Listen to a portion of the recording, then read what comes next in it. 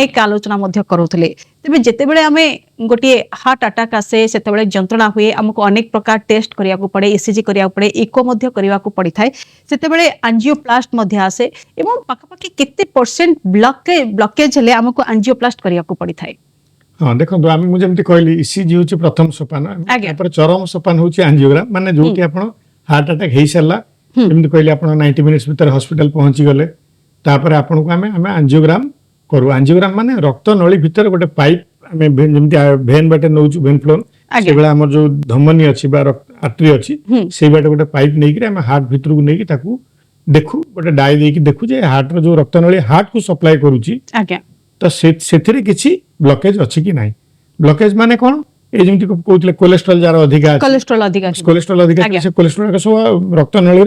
वाल ले डिपोजिट हो जाए से ब्रेक कर जाए ब्रेक कर क्लॉट हो जाए रक्त जमाट बांधी जाए धीरे धीरे से रक्त नलीटा को बंद कर दिए। तो सही क्षेत्र में आमको एंजियोप्लास्टी करने को पड़े माने से ब्लॉकेज टाक दूर करने को जो स्टेंटिंग कहती से जो ब्लॉकेज टाक दूर करके जो जगह चापी जाए रक्त नली ताको आम खोली दो से गोटे मेटाल टाइप जिनस स्प्रिंग भाया ताको आम धीरे धीरे ओपन करदे से जो जगह ब्लॉक होता है ओपन होगा रक्त प्रवाह डाउन द लाइन जब ठीक रहा मैं तलू जब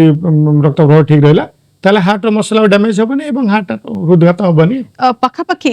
जो ब्लॉकेज सर कथा कहले हुए तो परवर्ती मुहूर्त में एंजियोप्लास्टी करिथाए किंबा ताकू दूर करिथाओ किंतु पाखापाखि केते परसेंट रो ब्लॉकेज हेले सर आमे डेंजर जोन रे आमे रहिथाओ। हां जदी माने आगुर तो एंजियोग्राम न कले आपण जानि परिबेनी बट एंजियोग्राम पूर्वरु भी आपण जानि परिबे जेमति कि आपण कहली आपण ईसीजी कले ईसीजी रे जणा पड़ जिवो टीएमटी बा ट्रेडमिल जोटा माने दौड़िला बेले ईसीजी ने होवे सेथिरे भी आपण जानि परिबे सेथिरे आपण ब्लॉकेज तो जणा पड़ जिवो किंतु एंजियोग्राम रे प्रॉपर परसेंटेज ऑफ ब्लॉकेज आपण एंजियोग्राम रे जानि परिबे सेथिरे मानकर 50% हमर जोटा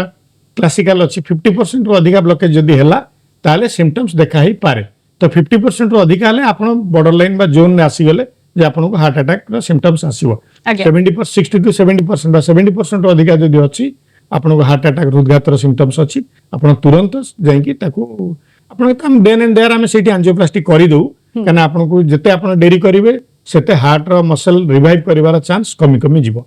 सर आ गोटे क्षेत्र आमे देखि परिबा विशेष करी छोटो बेले आमे अनेक सिम्पटम्स मध्ये देखिबा को पाइ थाए हार्ट अटैक रो एवं हार्ट रे होल थिबा मध्ये अनेक छोटो छुआ को मध्ये देखिबा को पड़ि थाए किंतु सेते बेले से माने संपूर्ण रूपे ट्रीटमेंट हेइ थांती जिते बेले से माने बड़ होंती से लक्षण पुरी थरे कान देखिबा को मिलि थाए किबा से समस्या रो से शिकार हेबा को पड़े। नहीं देखो जदि मन हार्ट होल थाए दुई प्रकार हार्ट रो जो चारिटा चैम्बर अछि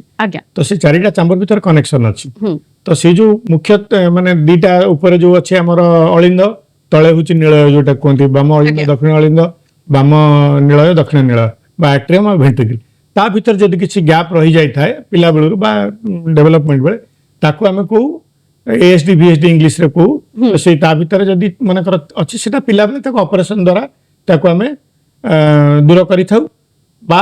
ताको हमें ये जो एंजियोप्लास्टी भले ताको परक्यूटेनियस नै कि एबे भी सब हे गलानी माने आपण ता भीतर गोटे प्लग टाइप रो गोटे जिंस दिया हबो तो देला पर सेटा भी ब्लॉक से ब्लॉकेज टाको दूर कर देबो मेटल टाइप रो जिंस तो सेटा से ब्लॉक कर देबो तो से जदी माने कर पिला बेले हेइतिला ऑपरेशन हेइतिला धरंतु माने यूजुअली बॉडीला पर तार सिम्पटम देखा ही न पर जदी प्रॉपर वे रे और प्रॉपर टाइम रे करि थांती किंतु किछि केस रे माने 5-10% केस रे आउटर रिकवर भी करि पारे माने कर से जो जगह रे पैच दिया हेतिला ओपन हार्ट सर्जरी से पैचटा खोली गला बा जो आमे लगैथुल सेठी तांकर जो डिवाइस लगैथुल से डिवाइसटा बाहरी गला ताले भी से सिम्पटम्स बाहरी पारे इवन किछि लोकंकर रक्त नली रे बा फुसफुस माने हार्ट से तो फुसफुस भी जोड़ी रही छी ता भीतर भी किछि परिवर्तन हुए